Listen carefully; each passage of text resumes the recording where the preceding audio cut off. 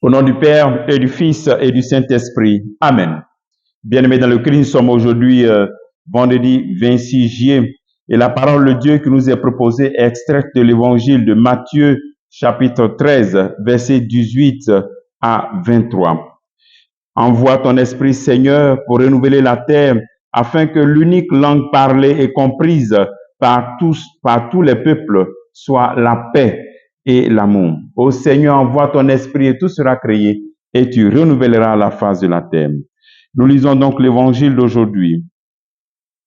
En ce temps-là, Jésus disait à ses disciples, écoutez ce que veut dire la parabole du semeur. Quand quelqu'un entend la parole du royaume sans la comprendre, le mauvais survient et s'empare de ce qui est sémé dans son cœur. Celui-là, c'est le terrain ensemencé au bord du chemin. Celui qui a reçu la sémence sur le sol pierreux, c'est celui qui entend la parole et la reçoit aussitôt avec joie.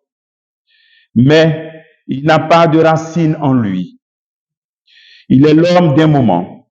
Quand vient la détresse et la persécution à cause de la parole, il trébuche aussitôt. Celui qui a reçu la sémence dans les ronces, c'est celui qui entend la parole. Mais les soucis du monde et la séduction de la richesse étouffent la parole, qui ne donne pas de fruit. Celui qui a reçu la sémence dans la bonne terre, c'est celui qui entend la parole et la comprend. Il porte du fruit en raison de 100 ou 60 ou 30 pour 1. Acclamons la parole de Dieu. Louange à toi, Seigneur Jésus.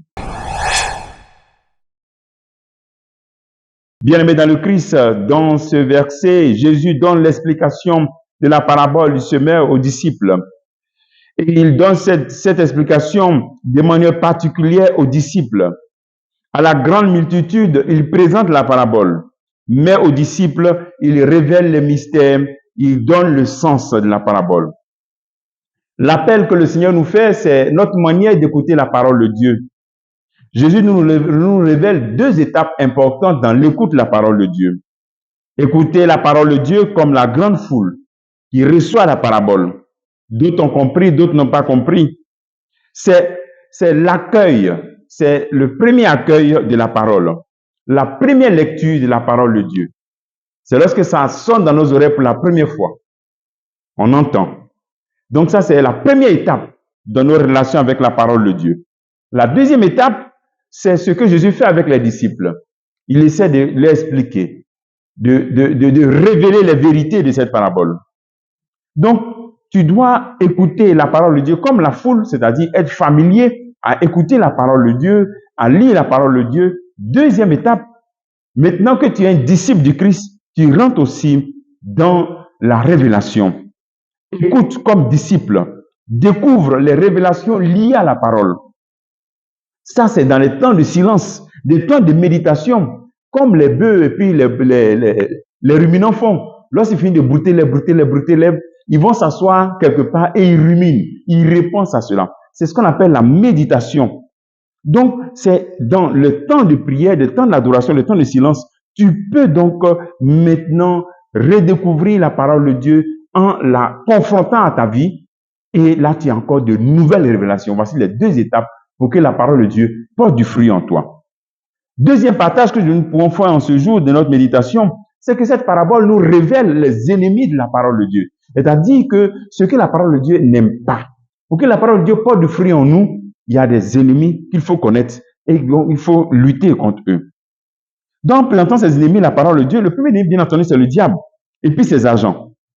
Donc, chaque fois que tu prends un engagement à la parole de Dieu, avant même de sortir de l'église, Plonge ton engagement dans le sang du Christ. Pour ne pas qu'il vienne arracher tes beaux engagements. Pour ne pas qu'il te décourage. Deuxième ennemi, c'est la dureté du cœur et puis l'indifférence. Quand notre cœur est dur ou bien on est indifférent, on s'en fout. Alors donc, tu dois dire que la parole de Dieu, c'est pour toi. Parce que quand tu es indifférent, tu penses que non, ce n'est pas pour toi. Chaque fois que tu écoutes, pour faire face à cet ennemi, tu dis que la parole de Dieu que tu écoutes, c'est pour toi. Ce n'est pas pour le voisin, ni pour quelqu'un d'autre. Un autre ennemi, ce sont les soucis du monde.